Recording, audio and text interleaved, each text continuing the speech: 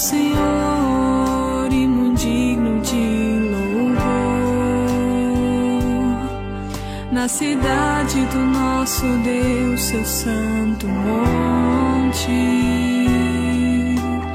a alegria de toda a terra. Boa noite, irmãos.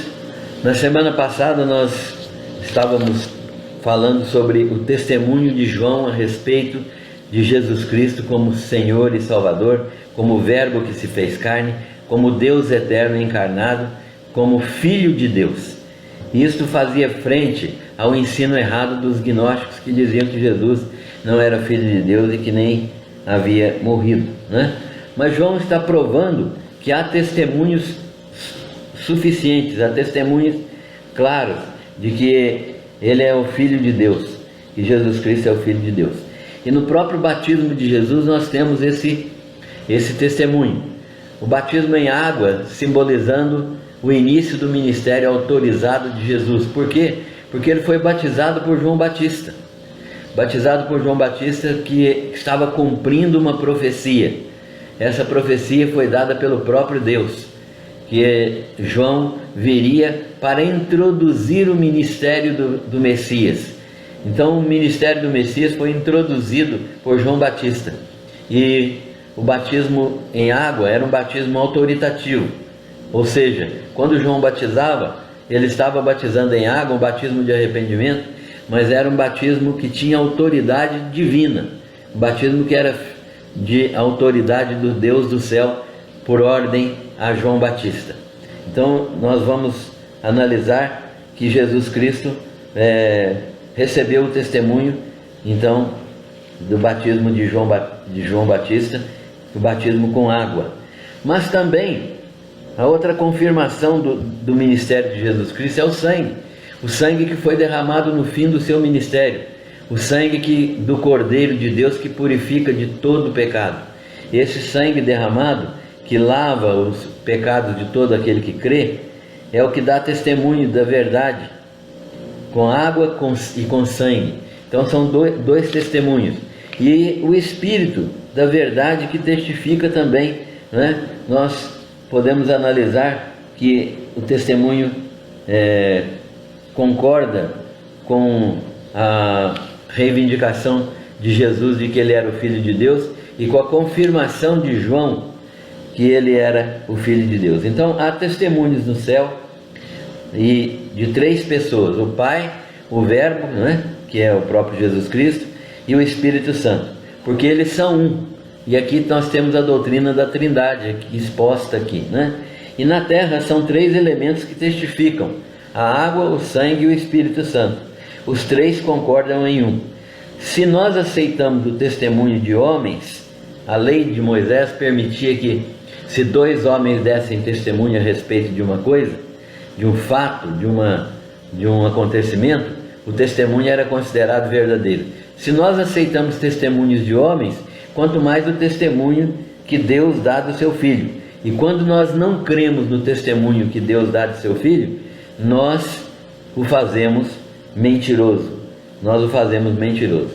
De modo que nós precisamos aceitar o testemunho de Deus a respeito de Jesus, conforme conforme o apóstolo João está falando juntamente com aqueles gnósticos que estão ali, e ele está escrevendo a carta para a igreja para demonstrar que Jesus Cristo realmente é o Filho de Deus e que há testemunho dele a respeito do seu ministério e a respeito da sua vinda, por meio do Pai, do Filho e do Espírito Santo, e por meio da água, do sangue e do próprio Espírito Santo. Então, quem são aqueles que testificam? Os que testificam no céu são componentes da Trindade, e aquele que testifica na terra é o próprio Espírito Santo, a água e o sangue. Quem não crê no testemunho que o Pai dá de seu Filho, torna a Deus mentiroso. Torna a Deus mentiroso, porque não crê naquilo que o Pai diz do seu Filho. A palavra de Deus nos ensina que o próprio Pai testificou lá no batismo dizendo: este é o meu filho amado, em quem me comprazo. O próprio Deus Pai, testificou a respeito de Jesus no batismo. Se nós não cremos no batismo, no testemunho de Deus, nós o tornamos mentiroso, não é? O que é que Deus fala de seu Filho? Ele apresenta seu Filho e dá o seguinte testemunho: que Ele nos deu a vida eterna e que essa vida eterna está no seu Filho Jesus Cristo. Aquele que tem o Filho tem a vida. Quem não tem o Filho de Deus não tem a vida. Esta é a mensagem que o Deus dá a respeito de seu Filho. Agora, nós podemos analisar ainda mais um outro aspecto da vida de Jesus. É que João se prepara para encerrar a sua carta, mas ele vai falar antes, dar a razão pela qual ele escreveu esta carta, e ele vai dar a razão pela qual ele incita todos a crerem em Jesus Cristo como seu Senhor e Salvador. Ele quer que todos saibam que temos a vida eterna, e esta é uma situação definitiva, uma situação permanente. Não é algo que possa se perder ou se renunciar. A vida eterna é dada a cada um daqueles que creem, e ela não pode se perder, que isto é, ninguém pode perder salvação se for um crente genuíno, e nem pode renunciar. A ação de Deus em conceder vida eterna a mim é irrevogável. Eu mesmo não consigo deixar de ser crente. Eu por mim mesmo não posso renunciar à vida eterna. A vida eterna me é dada como um presente de Deus e eu não posso renunciá-la. É algo que não posso perder nem renunciar. Essa vida eterna é recebida e sustentada pela fé no Filho de Deus. Como é que um crente se mantém crente a vida inteira? Pela fé no Filho de Deus, pela consciência clara da obra que ele fez e pela convicção clara de que essa obra foi feita no seu lugar para a sua redenção.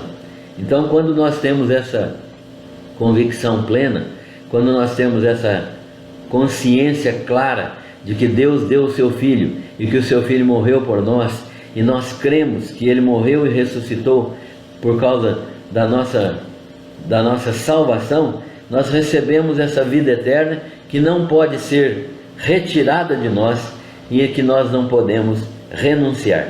Ela é sustentada pela fé no Filho de Deus. E isso produz uma confiança plena em Jesus. Quanto mais eu creio que Jesus morreu no meu lugar, mais eu confio em Jesus Cristo. Ele morreu a minha morte, Ele morreu substitutivamente. Ele não morreu apenas me representando diante de Deus, como se fosse alguém que chegou diante de Deus e fala: olha, eu represento um pecador aqui, represento o Credival aqui, e eu quero que o Senhor conceda a ele todos os benefícios que ele tem de direito, porque eu o represento aqui. Não só representação, mas substituição, porque Jesus vai dizer assim: não, eu morri no lugar dele, eu paguei a dívida dele, eu dei a minha vida para que ele pudesse tornar a viver espiritualmente. É isso que a redenção substitutiva nos ensina. Então Cristo morreu em nosso lugar, morreu por nós, representando cada um de nós, e morreu por nós, morrendo em nosso lugar. Isso produz uma confiança plena em Jesus, porque Ele nos deu sua vida, e agora nós temos a natureza de filhos de Deus. É maravilhoso isso, que nós recebemos a natureza de filhos. Antes da nossa conversão, nós não tínhamos natureza de filhos, éramos perdidos pecadores, filhos da ira, filhos de Satanás. Mas agora nós somos filhos de Deus, conforme a palavra do Senhor nos ensina. E nós podemos agradecer a Deus por isso, porque essa obra foi uma obra realizada plenamente por Jesus. Isto se reflete no fato de podermos obter os pedidos que fizermos a Ele. Porque nós somos filhos, Deus atende os nossos pedidos de oração. Como é que nós devemos nos comportar? nós devemos apresentar a Deus os nossos pedidos de oração, porque Ele atende às nossas orações pelo fato de sermos filhos. É o fato de sermos filhos que nos leva a pedir, e é o fato de sermos filhos que dá condições a Deus de atender às nossas orações. Ele atende os seus filhos, porém Ele atende os seus filhos dentro de algumas circunstâncias. Quais são essas circunstâncias? Quando os pedidos que nós fazemos são feitos segundo a sua vontade. Deus não atende qualquer oração. Ele atende orações daqueles que amam a Ele. Ele atende orações daqueles que obedecem a sua palavra. Ele atende orações daqueles que buscam resolver os seus problemas de acordo com a vontade de Deus. Ele responde às orações feitas de acordo com a sua vontade. Isto é, quando nós pedimos a Deus que Ele nos dê aquilo que é da vontade dEle, quando nós pedimos a Deus que Ele faça a sua vontade plena na nossa vida, quando nós manifestamos na nossa oração o desejo de que os pedidos que fazemos sejam atendidos por Deus, porque são feitos para a glória dEle, então Deus responde às nossas orações. Há algumas situações de orações especiais que são orações que nós não podemos deixar de fazer, e essas orações, portanto, são orações que Deus deseja que façamos. Por exemplo, orar pelos nossos irmãos. Isto se reflete no fato de podermos obter pedidos que fazemos a Deus quando oramos de acordo com a vontade de Deus. E orar por um irmão é orar de acordo com a vontade de Deus. Deus sempre deseja que nós estejamos orando pelos irmãos. Nosso dever é orar por todos os irmãos. O texto nos fala de situações em que nós devemos orar por irmãos que estão em situação de pecado. Nós devemos interceder por eles para que eles não permaneçam no pecado. Então, o apóstolo João nos ensina que deste modo nós devemos compor as nossas orações, buscando sempre a vontade de Deus e buscando sempre tratar os interesses dos nossos irmãos por meio da oração intercessória. Quando o irmão está em oração, está em pecado, a nossa oração deve ser uma oração que leve esse irmão à presença de Deus e para que ele busque arrependimento.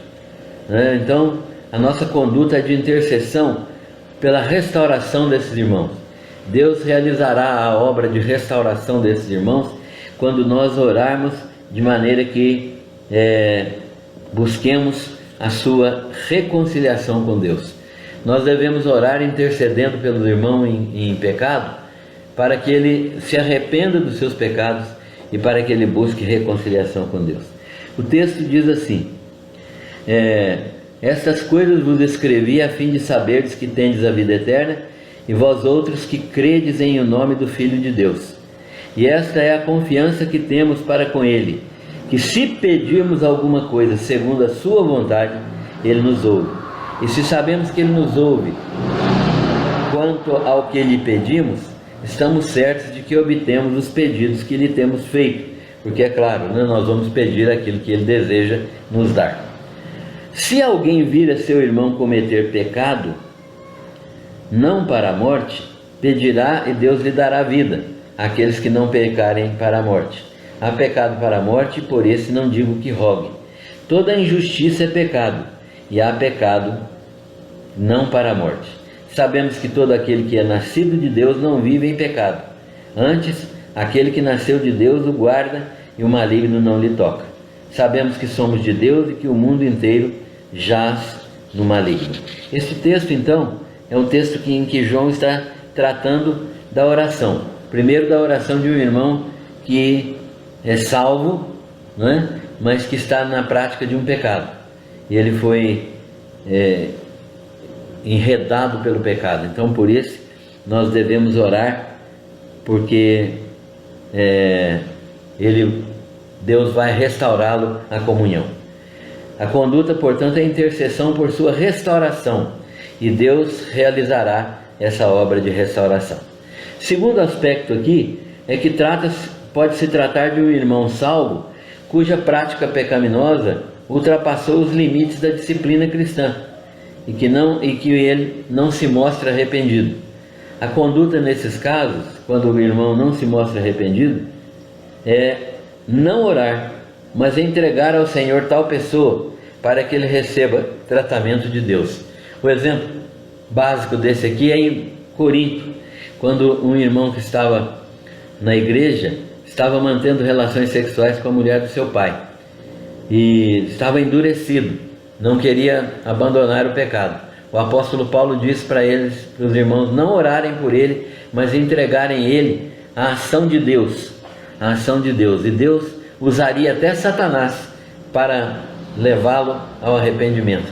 A Bíblia ensina lá em Corinto que ele seria entregue a Satanás para destruição do corpo, ou seja, ele sofreria consequências no próprio corpo do seu pecado, podendo até morrer, mas para que não houvesse perda de salvação. Portanto, trata-se de um irmão salvo com a prática pecaminosa que ultrapassou os limites da disciplina cristã e que não se mostra arrependido. Nesse caso, a conduta é não orar, mas entregá-lo ao Senhor. E tal pessoa, se entregue ao Senhor, vai receber um tratamento de Deus que pode ser até por meio de Satanás. Terceiro aspecto aqui é pecados cuja disciplina permite restauração da comunhão na igreja. Então, pecados cuja disciplina permite restauração da comunhão na igreja. São pecados cuja disciplina chega à destruição do corpo para que a alma seja salva no dia de Cristo. Por exemplo, Ananias e Safira, né? Eles mentiram ao Espírito Santo e morreram, né? Então, esses pecados cuja disciplina permite restauração, e eles podem ser restaurados, conforme o rapaz lá de Corinto foi restaurado, e conforme nós imaginamos que Ananias e Safira também foram restaurados. Então, toda iniquidade é pecado, e o pecado é tratado desta maneira, com oração, a oração da igreja, oração intercessória. Nós precisamos aprender a interceder pelos nossos irmãos. E, finalizando, toda iniquidade é pecado, e há pecados cujos